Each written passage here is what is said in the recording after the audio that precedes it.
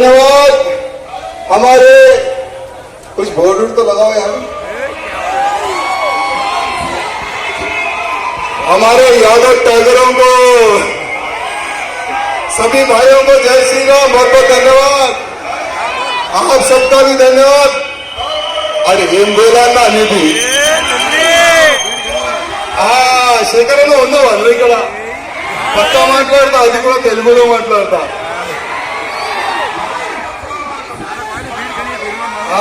ఏ బండి ఆబరాబాయ్ శేఖరంలో ఉన్నాడు అక్కడ. కొద్దిగా 5 మినిట్ ఆపు. అందరికీ జై శ్రీరామ్, జై శ్రీరామ్. ప్రతి సంవత్సరం లాగా ఈ సంవత్సరం కూడా భవ్యమైన శ్రీరామనవమి శోభయాత్ర మీ ఆశీర్వాదం వల్లనే సఫలమవుతుంది. మీరు లేకపోతే ఈ కార్యక్రమమే లేదు తమ్ముళ్ళారా. మీరు లేకపోతే మన హిందూ సమాజం తెలంగాణలో సేఫ్ కూడా ఉండవు తమ్ముళ్ళారా.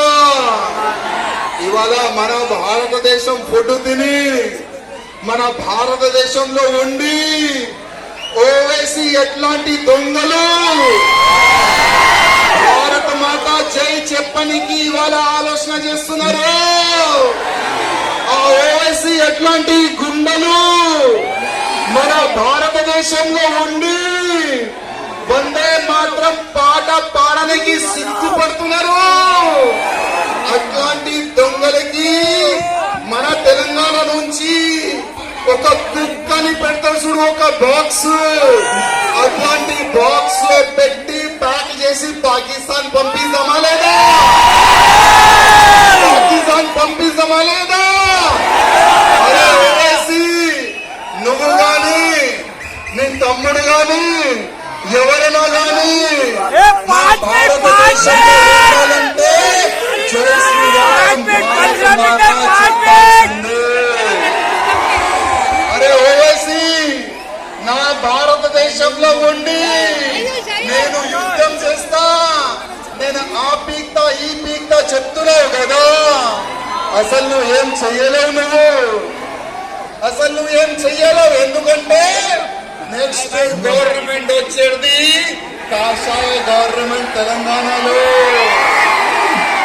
కాషాయ గవర్నమెంట్ తెలంగాణలో వచ్చిన తర్వాత నీ పరిస్థితి ఏమైతుంది యాద పెట్టుకో బిడ్డ. నీ పరిస్థితి ఏమైతుంది యాద పెట్టుకో. కింద బుల్లెట్ కొడితే పైకి వెళ్తుంది. కానీ దురదృష్టం ఏంటంటే శత్రు మనకు కనబడుతుండు. ఓవైసీ పెట్టుకొని శత్రు మనకు కనబడుతుండు. కానీ మన ఇంకా ఉన్న శత్రువు మనకు కనబడతలేదు తమ్ముడారా.